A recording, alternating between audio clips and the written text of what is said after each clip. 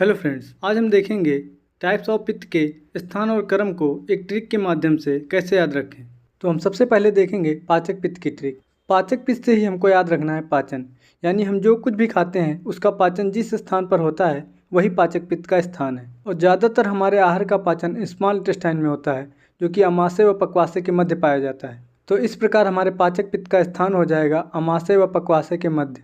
और जो पाचन की प्रक्रिया है वही पाचक पित्त का क्रम है, यानी कि सबसे पहले पाचन होगा, उसके बाद nurses part and faecal material का सेपरेशन होगा, यानी कि सार्किट का विभाजन होगा।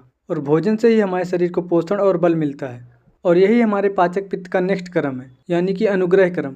इसका अर्थ होता है कि पाचक पित्त अपने स्थान पर रहते हुए अपने सगे संबंधी यानी कि पित्त के अन्य भेद को पोषण और बल प्रदान करता है। इस प्रकार आपको पाचक पित्त के ही नाम से उसके स्थान और क्रम याद रह जाएंगे।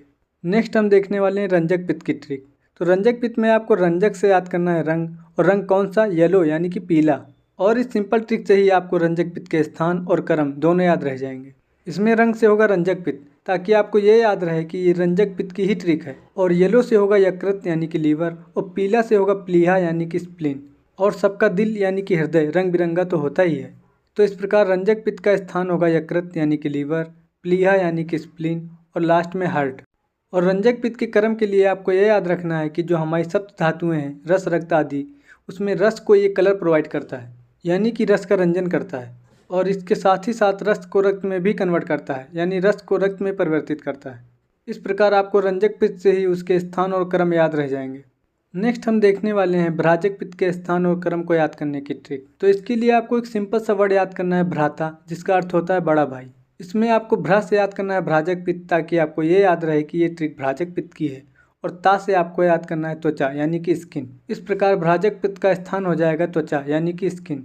क्योंकि भ्राजक पित्त त्वचा में रहता है तो इसके सारे क्रम त्वचा से रिलेटेड ही रहेंगे, जैसे कि त्वचा की कांति को बढ़ाना यानी कि त्वचा में निखार लाना, त्वचा को वर्ण प्रदान करना यानी त्वचा को कलर प्रोवाइड करना, त्वचा पर प्रभाव और छाया आदि का प्रकाश यानी त्वचा को चमक प्रदान करता है। और लास्ट में हम त्वचा पर जो भी लेप यानी कि बॉडी लोशन वगैरह जो भी लगाते हैं उन द्रव्यों का अवशोषण करता है और उनका पाचन करता है। इस प्रकार आपको एक सिंपल वर्ड से भ्राजक पित्त का स्थान और क्रम दोनों याद रह जाएगा।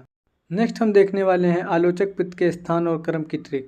और छोटी क्लास में हम सब ने पढ़ रखा है कि नेत्र का पर्यायवाची शब्द लोचन होता है। तो यही आज की हमारी ट्रिक है, जिसमें आपको आलोचक में लोचक से लोचन याद रखना है और लोचन से आपको नेत्र याद रह जाएगा। इस प्रकार आलोचक पित्त का स्थान होगा नेत्र, और जो नेत्र के कार्य हैं वही आलोचक पित्त के क्रम है, जैसे कि विजन यानी कि रूप ग्रहण, सूक्ष्म दृष्टि यानी कि माइन्यूट चीजों को देख सकता है, भूतकाल की दृष्टि यानी कि पास्ट देख सकता है, भविष्य काल की दृष्टि यानी कि फ्यूचर देख सकता है। ये सभी आलोचक पित्त के क्रम हो जाएंगे।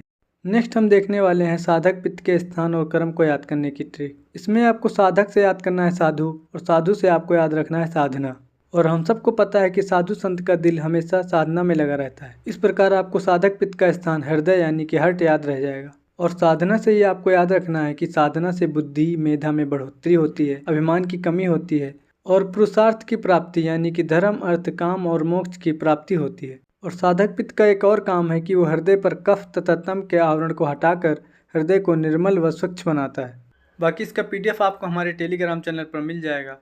और यदि आपको किसी और की भी ट्रिक चाहिए तो आप हमको टेलीग्राम पे या फिर कमेंट सेक्शन में बता सकते हैं।